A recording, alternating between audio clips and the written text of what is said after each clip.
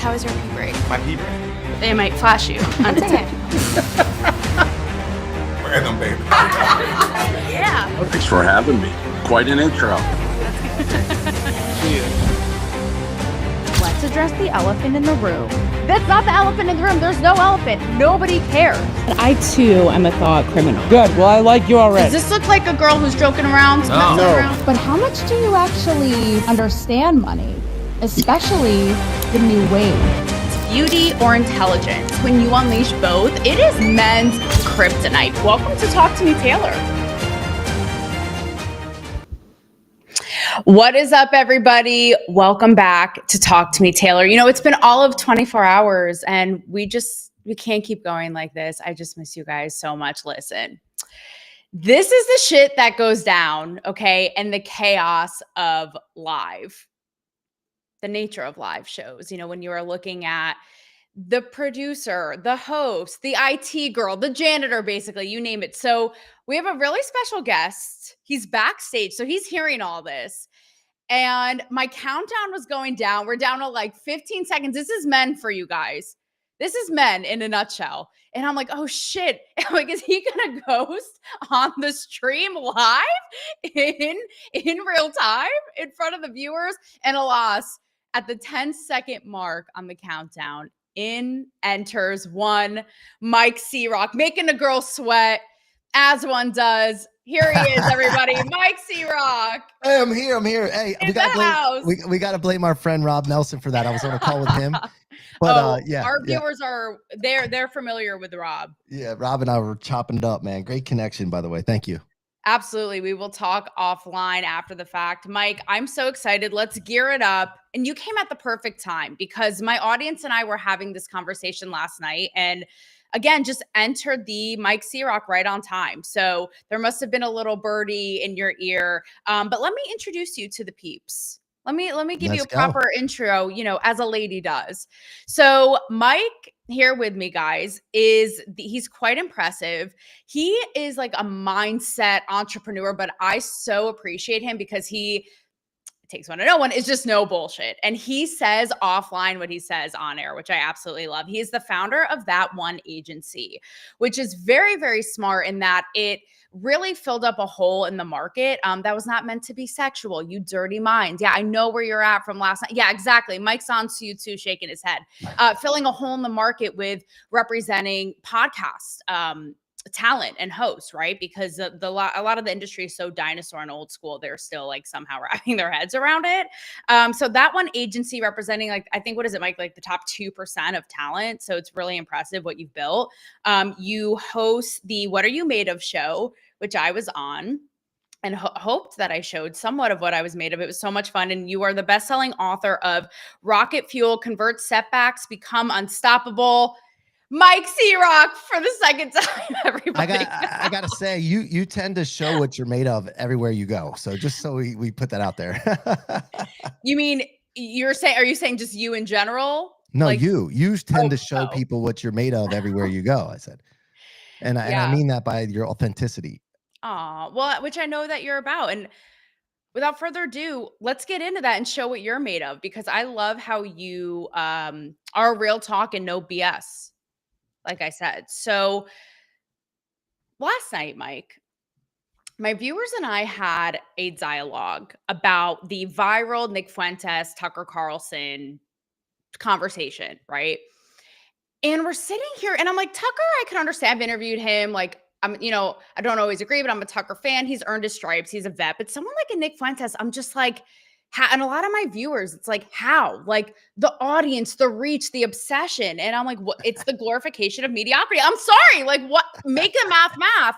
And you and I, Mike, have talked at length, and you've seen it behind the scenes about manufactured fame in this world and influence and success and the smoke and mirrors. So talk to us about what you've seen and the playing of the algorithm. Is it merely that? And is it more of that than not? Yeah, so you mentioned algorithm. I believe it's more, algorithms to go viral, right? So unless you're really wild and out there and really leaning into content and hit it every time, you're not going to go viral every time, right? So what I talk about manufactured celebrity, all celebrity is manufactured. I'm talking about making your Instagram look good, not just with the content, but you got to manufacture the following. You got to manufacture engagement with engagement. There's a whole game that goes on. Now, not everybody's willing to play the game, right? And those that aren't willing to play the game sometimes, not everybody, maybe not you, Present, they'll blow people up and say, oh, they're all fake and this and that. Well, guess what? Movies do it. Lionsgate got in trouble for manufacturing ratings on their movies. The music industry, they do it. Matter of fact, Jelly Roll came out, I think it was last year, and he's like, I can't believe he just realized it was all smoke and mirrors. Like when a new album comes out, they'll run the streams up on Spotify to make it look bigger than it is. It's all perception. And then the organic follows that because they call it followers for a reason. They follow the movement, the momentum. Okay, am I just counterculture? And that's something, because Mike, you've known me enough now to know that I like, as I said, I have a thing like an axe to grind with doing the song and dance and the algorithm thing and all that. And you're right, it's kind of the tale as old as time. You even think about like Pink used to say, like, I'm not going to be a manufactured Britney's pop star. And you're right, it transcends genres and all of it. Like, again, the orchestrated fame. But you're all about authenticity too. And to me, the things just seem at odds and seem contradictory. And that's why, like I've told you, I've even said, even if it's been to my detriment that I haven't played this game, like you're saying, and are they a little bit at odds? Like, is it playing to a machine versus being authentic? Yeah, like, of where's course the it art, does. Mike? Where's Of course the art? It does. Yeah, no, of course it does. But here's the thing. The way I think about it, I get conflicted about it sometimes too, but then you have to have yin and yang. You got to have light to have darkness to have light. You have to have good to have evil. There's dichotomies in life, and you have to. Games require you to play dichotomies, and so at the end of the day, though, when it matters, when I'm interacting with people, the actor that manufactures celebrity, but they're really great in movies, they've never been seen. You got to get seen. You got to create attention somehow. Fair. That's fair. And so, some people light a fire. Some people start beef with someone that's not even a real beef. Mentioning, you mentioned Nick Fuentes. A lot of times he early in his career, he just started shit with people. He would just start shit with people and to get attention, and those people would retweet back. And Candace Owens. Oh, yeah. Horrible allergies. Sorry. Yeah, something in my throat now. But yeah, no, that's what my viewers were saying last night, Mike, which was how much of it is an act. I even said, like, do these people even believe half of the shit that they say? Is it literally just a performance of our lifetime? And now people, it makes me think, right? You look, and I don't know if this goes on in your head, because that's why I'm so fascinated to talk to you, because you're so in the inner working of the behind the scenes. But you even look at someone, say, like Instagram, and you see they have X amount of followers, and the first thing in your head now is like, are they real? Is the engagement real? Because everything can be bought, can be manufactured. So what do you make of that? Yeah, so what you got to think about is, like, what's the next thing you do after that? You see somebody following, then you go to their content and you scroll their page. If it's good, guess what happens? You stay. If it sucks, that's true. You move on. Simple as that. But it gets you the opportunity as that page, let's say, like that brand or whatever it is. It gets you the opportunity for people to look at it. But if you don't have anybody to look at it to gauge whether it's interesting them or not, no, that's fair. It's lost. Like, why cock block yourself at the jump? I know. Yeah. Whereas I'm like, stick it to the man. I know it's just probably stupid. But okay, is there something that you yourself, maybe you're not so proud to admit it, maybe it was cheesy, maybe it was a trend, but was there something that you're like, yep, did it? I did this thing, whatever it is, to get the eyeballs, or what you're talking about. It's okay. It's a safe space here, Mike. You can tell us. Let me think about that. I look so much into the future that I honestly, sometimes my memory of things I did in the past, I don't even think about it anymore. I'll try things all the time, whether it's business, a new offer, a new relationship, whatever. I'll try things all the time. And if it doesn't work, I just move on to the next thing so fast that I don't even remember it. Because I think if you keep it in your memory, it holds you back, because you're embarrassed. You might be ashamed of it. You might regret it. I don't have time for those feelings. So I really, I'm sure there's something, but I can't think of anything off the top of my head. I need to do more of it probably so that I can remember something. Right. I'm saying, with that said, what do you think, Mike, of it's sort of a version of this, like the hook because it's such an oversaturated space, and we know that. And I want to get to like the AI coming into like the AI coming in to steal your girl. That is like podcast. I was like, it is happening. But in the meantime, people have the hook or the gimmick, be it being in bed or the hot wings or the chicken shop or whatever it is. What do you think when you see those? And I don't know if you work with, that kind of talent, but what are your initial thoughts? Yeah, look, if somebody's getting sloppy eating wings, that's interesting to watch, right? You know what catches my attention a lot of times is when there's fights. Like world star. I like the fights. I like the people like are running from the cops and the cops tackle them. I like when a bully's picking on a little skinny dude and the skinny dude kicks their ass. Like, those are the kind of things I like to watch. But see, here's the thing. I never did any of that kind of stuff because I thought about what's the audience that I care about seeing and vibing with, right? And do I really want to connect with an audience that's into shock value? That's so true. I'm not really into that. Now, if I was, I would do those things. I want to talk to high worth, net worth, like authentic people that want to expand, right? So how do you get their attention is the question I ask myself, right? Well, to me, there's a thing. I just created this saying the other day talking to my partner, Jerry. Shout out to Jerry Malcolm out in LA. What's up, Jerry? We were talking and I said, aesthetic is magnetic. Now, what I mean by that is aesthetic could be a person, the way they look, the way they carry themselves, the way they dress. It could be an environment, a house. We just rented a mansion in Beverly Hills. And this place, when you walk in, you feel bigger. It had so much space. It was just like the decorate. It was just ridiculous. And for me, I want to get attention through aesthetic. Yeah. It creates an attraction model, right? So there's different ways you can get attention. You can be obnoxious. You can throw clickbait out there, whatever, or you can create aesthetic. Now, you see a lot of women wearing hardly any clothes on social media. That's an aesthetic in a way, and it pulls certain eyeballs in. But what kind of eyeballs are you looking for is the question. Okay, so what are you saying is more of an aesthetic?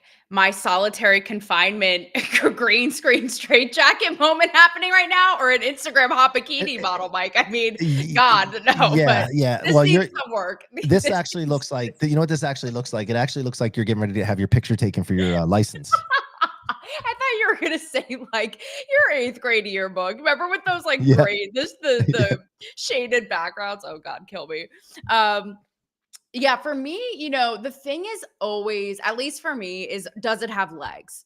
Does it have legs and depth? So I don't mind a hot wings because the guy gets in a really interesting, meaningful, going somewhere different with it, right? Like that's because the gimmick can only go so far, right? And I always feel like in this game, and again, the story is old as time. I feel like the faster you go up, the faster you come down, right? So, where's the depth and where are the legs? With that said, is it true that you built an 8-figure business twice? Is that true? Yes, that's true. Okay, Mike. Okay, shout out to my AI on the side, my AI side piece. See, I'm AI optimized. Your AI AI adjacent. No. Talk about that. And because I know that you have had a lot of adversity in your life. You've been very vocal about it from your upbringing and your story.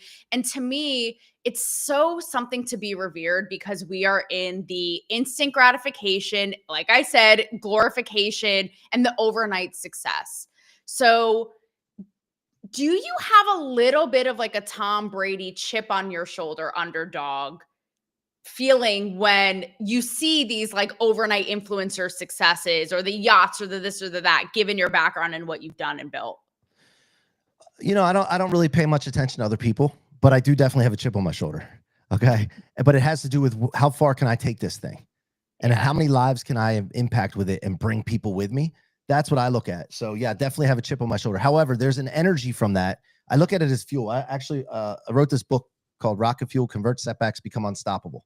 And this book is all about turning setbacks, taking everything that comes your way that's bad and stored it in your tank instead of your trunk, right? And if you do that, if you put it in your trunk where most people keep it, it slows you down and weighs you down. I put my stuff in my tank and I convert it into fuel, right? But the thing is that watching other people getting jealous, envious, getting pissed off at someone for screwing you over, that only works so far in the game, okay? You can get to a certain level with that, but that fuel is very dirty and toxic, okay? When you refine your engine, you start working on yourself, find out who you are, turn yourself into a higher being, I call it. What happens is you need a new fuel source because that fuel doesn't work as much anymore. So what I use now is I use a higher octane fuel like a Ferrari would need or a jet would need.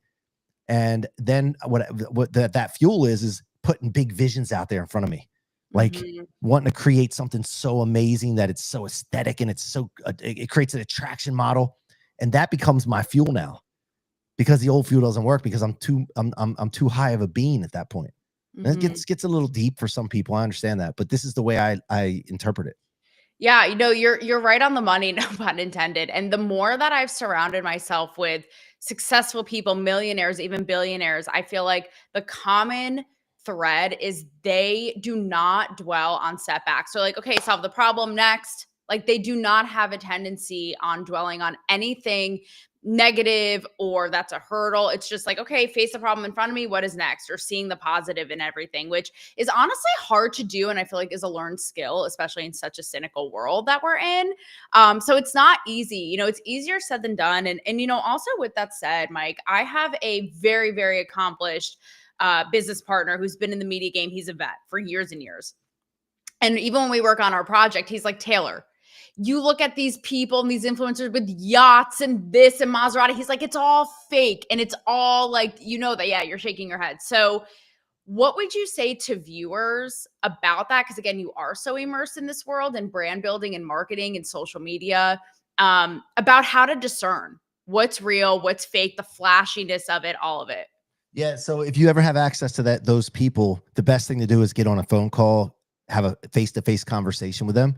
And really, you can feel people's authenticity. And if they're not willing to, maybe they're at another level and you don't have access to them. But if you have access to those people and they're not willing to sit down and have a 15-minute talk with you or conversation, you have an idea they're hiding something. But you can pick something out from people pretty quickly of just having a normal conversation with them. So I'm a big guy. What if you're just scrolling, Mike? What if you're a consumer just scrolling and it's like, oh, this influencer, that host, this person is on this swanky first class private jet, this yacht, that, this, that.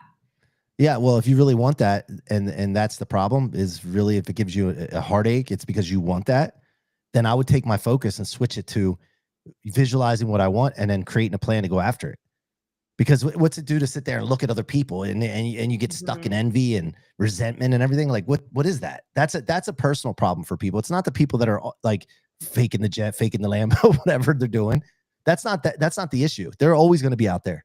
It's what are you doing for yourself to get to what you want? If it's something that you want, it's really something that matters to you, then you should switch your energy and focus on getting that. And that's what most people don't do. No, you're exactly right. I hadn't thought of it that it's like, that's irrelevant and just tune it out. Or if you're going to tune it in, aspire to that. But I feel like the focus, even what I was doing on the conversation is again, like how to discern what's real and fake. And you're basically saying that's irrelevant. It's going to exist either way. Just assume that it's real. And then use it as inspiration, because that's how it can help you. It can't help you trying to sit there and determine whether it's fake or real or whatever. What does that get you? Right? So assume it's real, assume it's possible because you see somebody doing it. Put that in your head. Your brain can't tell the difference between visualizing and imagining things and what's reality. Put it in there and then you'll be amazed what happens. Now, I'll tell you a real quick story. I was in Malibu at Grant Cardone's house for a party on the ocean. It was, I think, about a year ago. And I was saying to myself, gosh, man, I don't have the money to buy a $50 million house. So just be clear with everybody. I don't know what people think of me or what, but I don't have $50 million to buy a house right now. Okay. A $50 million house. And I'm like, man, this place is unbelievable, man. I could live in this kind of thing. I'm worthy of this. And this is what's going through my head. Not how did Grant get this? That son of a gun. He probably scams people. He probably rips people off. I didn't think that way. I'm like, wow, this is possible. This dude, he's as tall as me. I'm 5'7". Like he's 5'7". He's not a very smooth talker necessarily. Like he can get this. I can get this. Now, the thing I did wrong was I wasn't really clear when I started thinking this, clear of how I was going to get it and if I wanted to own it. But I said, I could get this. A year later, I end up in Beverly Hills in a $25 million mansion hosting an event. Now, I rented it, but still I rented it. And guess what? I didn't spend my money to do it. Okay, this is so hitting right now. I have to be honest with you. Well, first thing, I would not have guessed that you're 5'7". And the Cardones Most are people say that. yay high. I know Gary, Grant's brother, but you give like people say that about me too. I'm only 5'1", and I'm sure when people meet you, they're like, "Oh my god, I thought you would have been so much." I think it's the Yeah, I didn't it's the recognize you in energy. DC when you were standing in the kitchen talking to someone, and I was on the other side of the Yeah, counter, and I yeah, didn't yeah. even recognize you until after the fact Mm-hmm. because you're Yep. 5'1". But You like most people you say like that to me. that? Most people say that to me. They say, "Man, I thought you were I taller," like but it. I intend It's an to have. energy. Yes, I intend to have that bigger I'll beingness. take it. Now, yeah, I'd I'll rather have take that it. all day.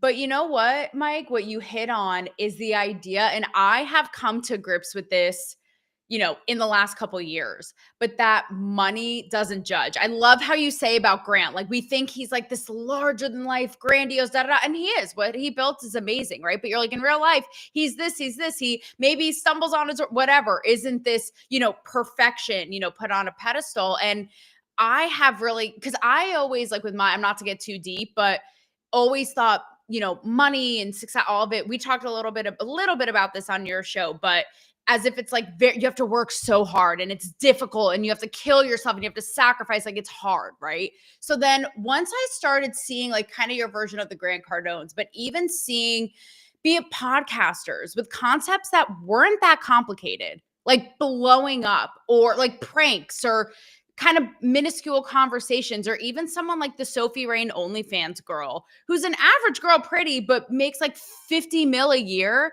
I was like, I don't know who right. that is. She's the highest top earning OnlyFans That was a creator. joke. That was Looks a like a joke. girl who That would was a like, joke. oh. I know nothing about her. I was gonna Yeah, I don't say, know like, anything looks about it. like an No. Applebee's waitress. And I mean that not in a mean way, but like average. Girl next door. And yeah, and so I realized kind of what you're saying. It's like it's not this, you know, unachievable over money doesn't judge. And I think that's kind of what you're getting at, but I Yeah, think it's yeah, important for people to know, but right? the other thing is like people try to be other people, right? They look at other people, they want to be them. Like, why don't you just be yourself? If more people would find out who they are, right? Find out what their insecurities, their strengths, their weaknesses are, lean into that unapologetically into the world, that's how you win. That's true. Although it is sometimes, you know what they say, like the tortured artists, like even the Van Goghs, right? Were themselves and expressing authenticity and art and genius, and not to be Blake, but died like poor and misunderstood and alone and deranged. So I'm just saying that's where it kind of goes into the beginning of how much do you sacrifice for the pure art and then do the thing to get through the door, as you said, to get the hook, to get the eyeballs to begin with. So it's just the existential question that endures through Yeah. generations. Yeah. Okay, speaking of generations moving forward is AI. And I'm sure you've already seen there are AI influencers, there are AI podcast hosts. And I recently moderated a panel in LA. We must have crossed paths in the air. With it included like the founder of who we both know, Larry Namer, one of the big producers of The Walking Dead, etc. And there was a huge talent agent on who works with like Mark Wahlberg, et cetera. And I posed this to him and said, this is real. Like there are AI actresses who are going to get WME representation. Do you think about this for your business, for your existing talent? Because it's happening. It's happening fast, whether we like it or not. So I think like get on board, because take it, don't let it take you. But how are you? Who's really smart in this? By the way, for me, I have a connection company, right? It's connection and networking and real experiences with real human beings. So we can't be replaced by AI. So I'm not worried about it. But that is true. I will tell you that somebody that I'm watching right now that's very smart in this is Jake Paul. He just came out and said, anybody that wants to make AIs of me, feel free. I'm not going to go after anyone. My image and likeness, do it, get it. And what he's doing is he's saying, go get it. And now everybody can create Jake Pauls and Jake Paul becomes everywhere. Nobody else is saying this, which is crazy to me, because I would be doing this. Like, hey, definitely make it, because I don't have to make all the content now, and you can make the content, and I'm already wild. I'll say whatever I say anyway. So you can't get any worse than I say already. And so I think that's very intelligent. Oh, I've said the same thing. And you see all these actresses like wigging out, and I'm like, guys, it is whack-a-mole, like grasping at straws. Like Yeah. I'm in the Paul. I'm like, have fun with it by all means, like go for it. Cause again, it's happening. So it's like, again, you can Yeah. either harness it or just wig out and be scrambling. Um, okay, with building your business, because we only have a couple minutes here, and you do say anything. Do you follow School of Hard Knocks? I'm obsessed with it. No, you mentioned the other I day. No, mentioned this. I don't. It's the I for see you. some of the content though. Yeah, I Okay, see. so you're familiar, and for you guys watching, it's the kid who interviews millionaires and billionaires. He's interviewed like Tom Brady, Shaq, you name it, about their success. And I recently saw a clip of this woman billionaire, and he's asking for business advice. And she literally, Mike, it's so savage, but I was like, she has a point. She's like, don't hire women because they are emotional in business, whereas men are just super linear and like direct. So what do you think? Just honestly be straight with us. It's not going to hurt our feelings because you built obviously businesses. Well, no, I mean, I've dealt with both types of women. Okay, they're all like different gradient, but there's men. I've dealt with men that are worse than women. Okay, I've had That's the most true. No, that's emotional employees that you'd ever. And I go home at night and I was like, what the heck am I dealing with here?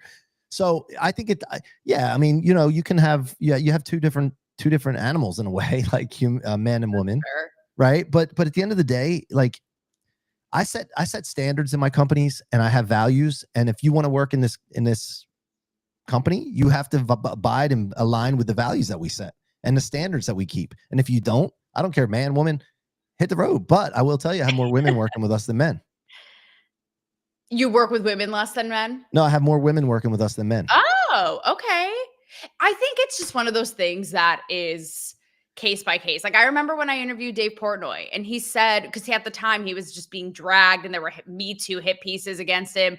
And he was just like, how? Because I put the biggest female internet stars on the map, but also hiring Erica. Remember when she was their longtime CEO at Barstool? And he's like, it was the best decision I ever made. So I think it's case by case.